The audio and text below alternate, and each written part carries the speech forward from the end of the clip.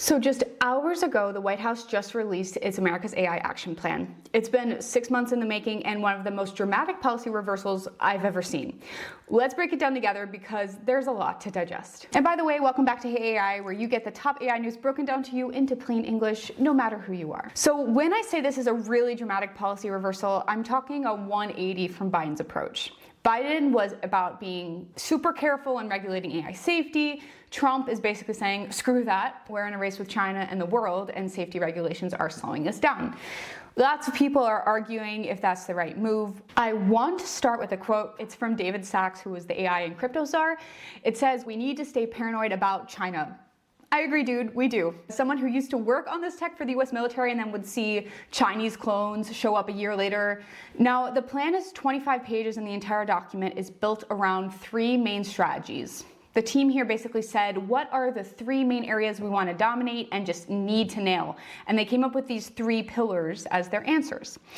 I'm going to be working through this live with you, so if you have any questions, drop them in the comments as you're listening so we can work through it together. There are over 90 policy initiatives, action plans to address the energy crisis, and then there are some things I don't know if I 100% agree with. The first pillar is to accelerate AI innovation. The second is focusing on AI infrastructure. And the third is to lead AI diplomacy and security. So that first pillar is accelerate AI innovation. It's from page 3 to 13. And this is where Trump goes full deregulation mode because regulations can often severely slow down progress. We're seeing that in the EU. It's really hard to strike that balance between regulations and protecting humanity. But regulations often come from safety concerns, and completely limiting that could be a problem.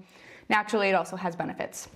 Basically, this entire pillar is focused on deregulation and addressing what the administration views as ideological bias. In layman terms, that means woke AI. They don't explicitly define what they mean by ideological bias, but what we can assume is it's AI systems that refuse to generate certain types of images, like refusing to write arguments against climate change, AI responses that incorporate DEI perspectives, systems that flag or restrict content around topics like misinformation or hate speech. He's arguing that extensive requirements for this bias testing, misinformation controls, certain responsible AI development protocols are hindering American competitiveness in the global AI race. Now, kind of building off of that, let's look at the most controversial part of this pillar first. And that is this concept of removal of ideological bias. There's a statement that the government can only contract with companies providing, quote, objective systems free from ideological bias. Now, this is what the plan specifically says. Update federal procurement guidelines to ensure that the government only contracts with frontier LLM developers who ensure that their systems are objective and free from top-down ideological bias. They're also directing NIST to conduct research and, as appropriate, publish evaluations of frontier models from the People's Republic of China for alignment with Chinese Communist Party talking points and censorship. Basically, Trump is saying Biden's anti-bias efforts was actually pro-bias, and now only objective AI gets government contracts. I have some thoughts on this. I definitely don't know if I 100% agree that the complete deregulation of AI is a good idea. Actually, I just don't agree that's a great idea. But there was a major risk of censorship through these AI models because what we started to see is through the development of models that they were giving certain types of answers to remain politically correct. A really good example, Google had a scandal about a year ago where its image generator was asked to generate an image of George Washington, and it was portrayed as an African-American man. In fact, Google's image generator refused to generate any images of white people. They generated an image of the Pope as a woman.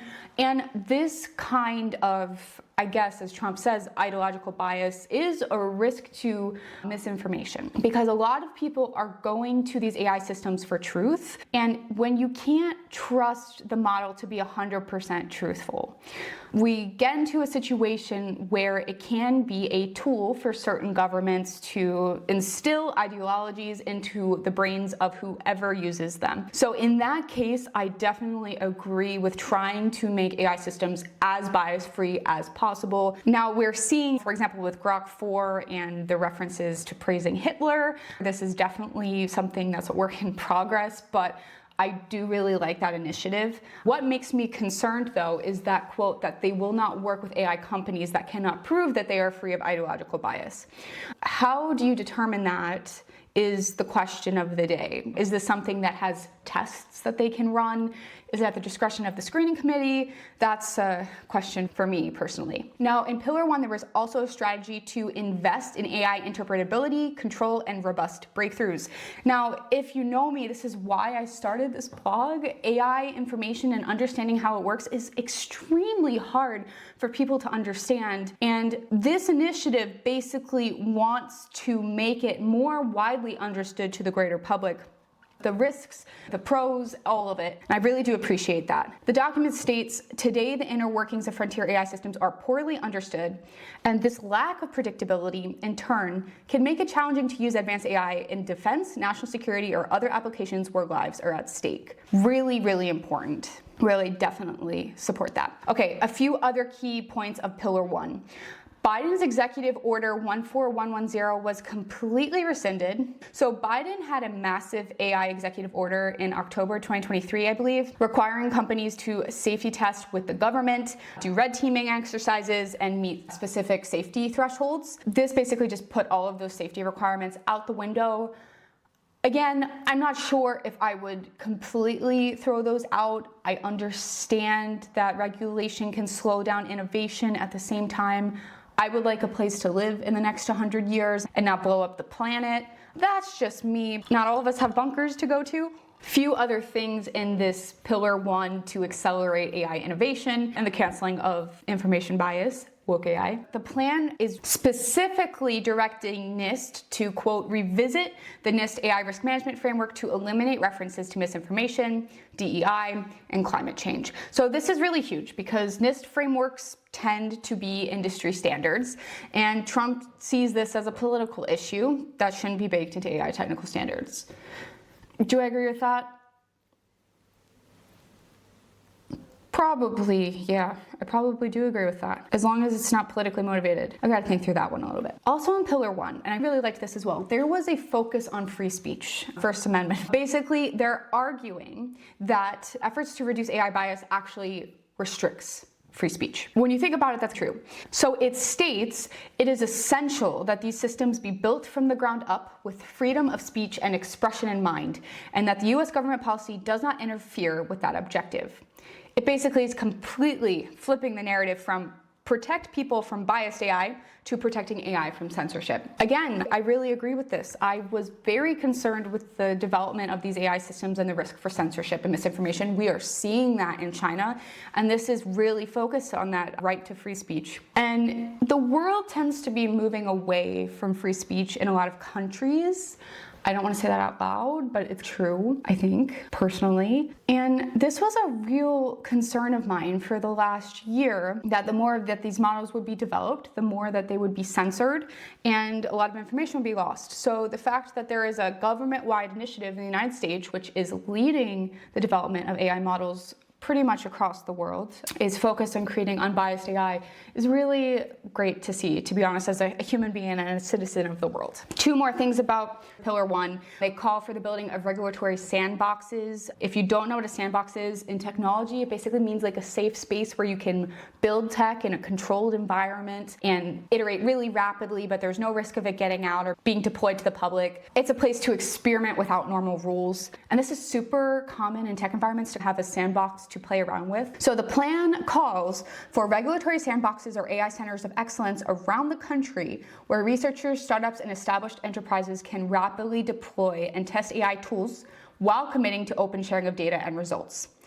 Think of it like a special economic zone, but for AI. Normal regulation doesn't apply in sandbox environments, so they can work fast, but it will apply when they want to pull it out of that sandbox, if that makes sense. Again, I do agree with this, and sandboxes are something that is just used in tech all the time. And the last part of Pillar 1 is open source AI promotion, making sure that America has the leading open source models. Right now, I would argue that the leading open source model is DeepSeek in China. Metaslam is not too far behind it. Nah, DeepSeek definitely wins. This plan emphasizes that open source and open weight models can become global standards in some areas of business and in academic research worldwide. For that reason, they also have geostrategic value. They want American open source models to dominate globally, seeing this as a way to spread American AI without direct government control. Again, surprised to say, I really do support this because all of the leading models that you know are closed source. Grok is open sourced, Llama is open sourced, OpenAI is closed, Anthropic is closed, Amazon is closed. And that is for commercial interest.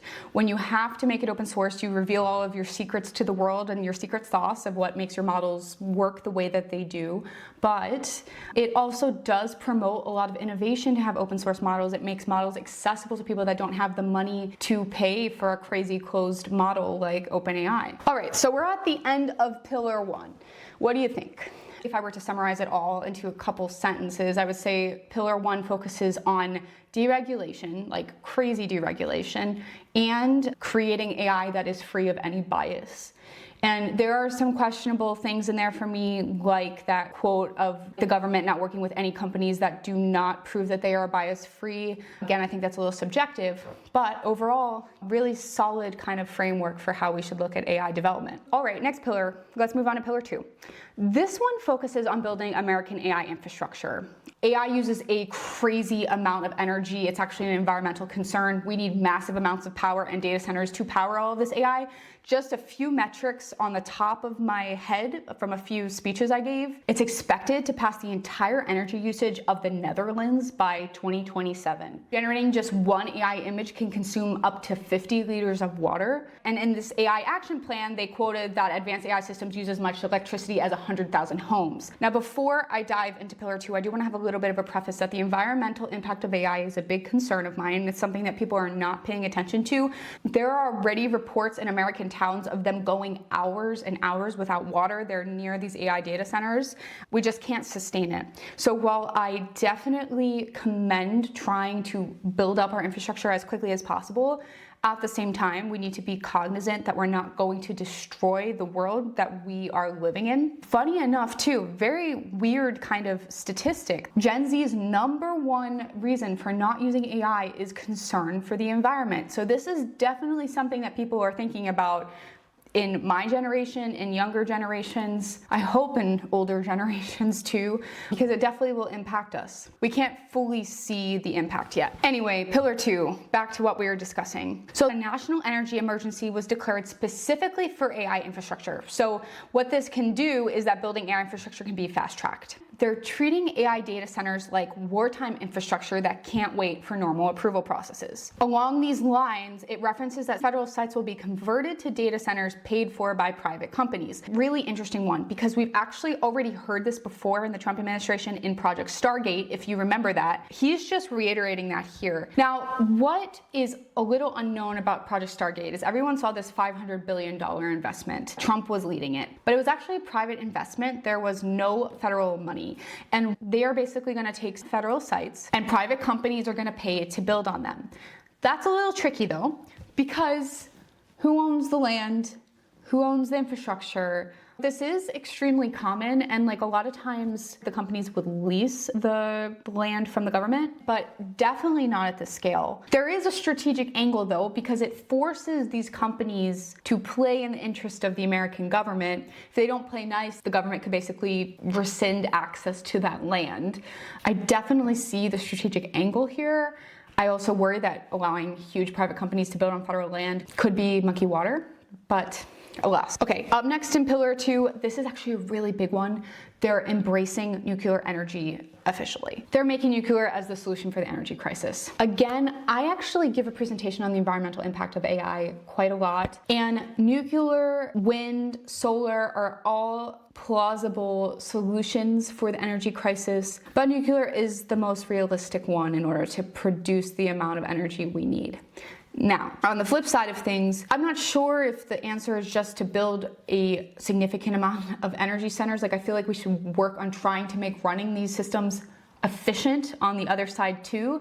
And I know some are, and they're trying to make the chips more efficient and they're trying to make it more cost effective. But again, worried about that impact on the environment, I do think that we should be thinking about that a little bit more. Let's look at the document.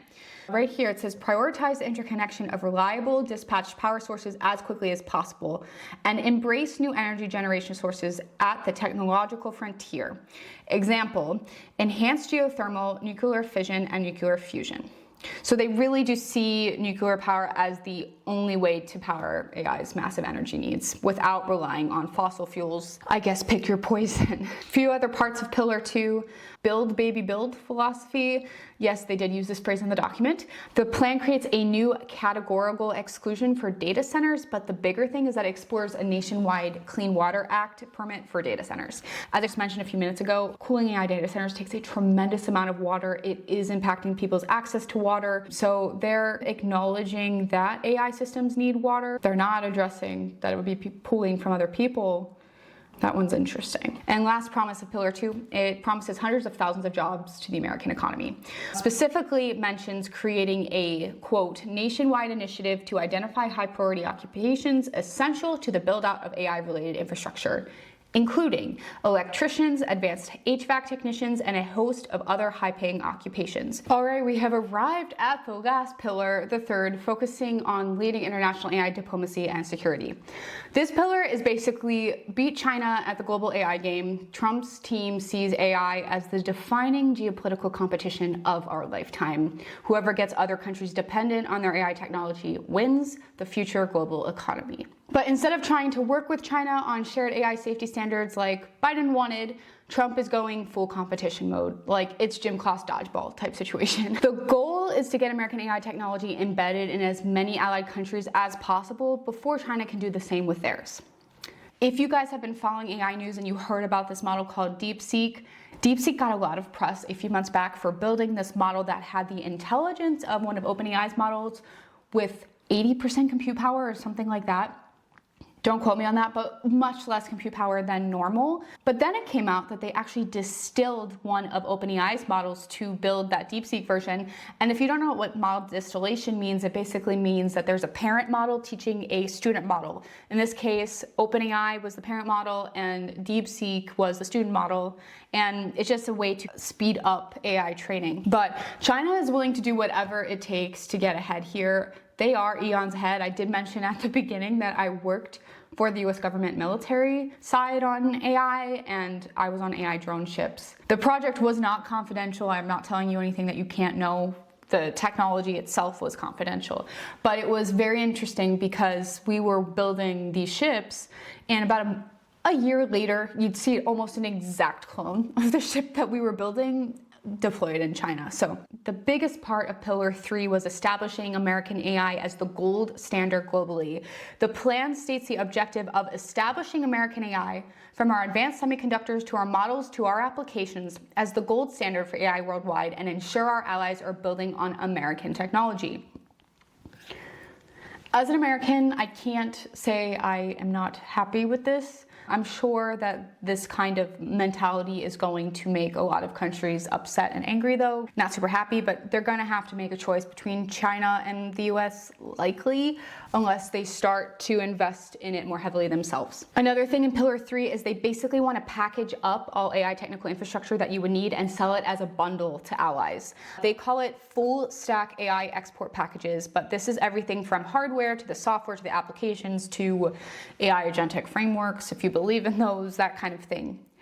The plan directs the Commerce Department to establish and operationalize a program within the DOC aimed at gathering proposals from industry consortia for full stack AI export packages. This isn't just selling individual components, this is American companies trying to package everything together, the chips, the software, the applications, and the Department of Commerce making that happen. It's like selling a complete McDonald's franchise instead of just selling hamburgers or fries or McFlurries. Those are my favorite. The Trump administration wants to ensure that the entire world is dependent on American AI infrastructure. On that note, they also strengthened export controls on semiconductors to China, but surprisingly reversed some export bans. In Biden, they blocked the selling of certain NVIDIA and AMD chips, I believe, to China. That's actually allowed again. The rationale was to prevent Chinese companies from creating a monopoly and creating this artificial sense of scarcity. The theme continues in this concept of America First AI diplomacy, that bilateral tech deals are preferred instead of multilateral cooperation. They don't want to work through bodies like the UN. They want more direct deals so that they can control when things are going their way. This makes sense. There are a lot of good things like organizations like the UN are doing. Not sure what I think about that one. And I will end on one more critical area: countering Chinese influence in international AI governance bodies. They want anyone in the world to promote the US infrastructure over China. So this plan explicitly criticizes how too many of these efforts have advocated for burdensome regulations, vague code of conduct that promote cultural agendas that do not align with American values, or have been influenced by Chinese companies attempting to shape standards for facial recognition and surveillance. All right, let's break that one down. So, cultural agendas that do not align with American values. That one's not going to sit well in the world of diplomacy. I would change that to do not align with the world's values. Basic manager 101. When you want somebody to work for you and work with you and be your biggest cheerleader, just say you're managing a development team, you have to make it a team effort, or at least make them feel like they're part of the team and they're contributing to the team. You want to invite these countries to feel like they are in the AI race with you as America instead of China. I would not have worded it like this. Like, it makes it feel like countries need to choose a side between America or China, and you're just on the sidelines. If I were in office or involved in this policy, I would have rewritten this. If I was in AI policy, I would have rewritten this. I digress. Okay, and then the other thing in this was have been influenced by Chinese companies attempting to shape standards for facial recognition and surveillance. I do agree with this one. I am very anti-facial recognition. I do not go through face scanners in airports. I was actually detained by Canadian Customs once because I knew my rights. I was able to bypass the facial scanner. The customs agent did not believe me. She mocked me. I quoted the exact law. I got detained. She told me I have no rights here. It was like I was crying for 20 minutes. I wound up being right. They treated me like a criminal because even when they passed me through the initial clearing without going through the facial recognition, I got flagged to another area where I had to be searched, where people bringing in guns, for example, were being investigated. Facial recognition is scary. I don't know if you've seen what is going on in China, but their facial recognition is so advanced that if you jaywalk, a camera on the street will scan your face, see that you've committed a minor crime, and deduct money from your bank account as a fine, just for you jaywalking. So basically the surveillance is policing the citizens. I really don't want to use AI in that way. The EU AI Act is also not using AI in that way. I definitely condone that. That was a lot. So let's recap here and give my thoughts on the first pass of this policy document. It's basically a declaration that America is going all in on AI arms race with China. We're willing to throw out most safety guardrails to win it. We're talking about the biggest tech policy reversal in modern history, where move fast and break things just became the official US government strategy. The plan does treat AI development like we're in some kind of technological World War III, where regulations are seen as surrender and China is the threat. Whether this works out or blows up in our faces, it's going to reshape everything. Your job, market, your energy bills, the AI systems you use daily, all of it changes based off of these decisions. And it's moving so fast. Most government policies take years to implement, but they're promising major changes within months. We're either about to witness America cement its technological dominance for the next century, or we're about to find out why all those safety regulations Biden put into place actually matter. Either way, buckle up, because the AI future just got really interesting and a lot more uncertain. Tell me what you guys think. Do you agree with this plan overall? Do you hate what I had to say about it? Do you agree with me? Please let me know in the comments. Hate, love, it's okay. I'm good with constructive feedback. Please remember to comment and subscribe. If this was helpful to you, let me know. I read every single comment. I feel very overwhelmed and stressed. This was a lot. Why'd you have to do this on a hump day? I need a snack. British chips aren't as good as... I don't want a snack.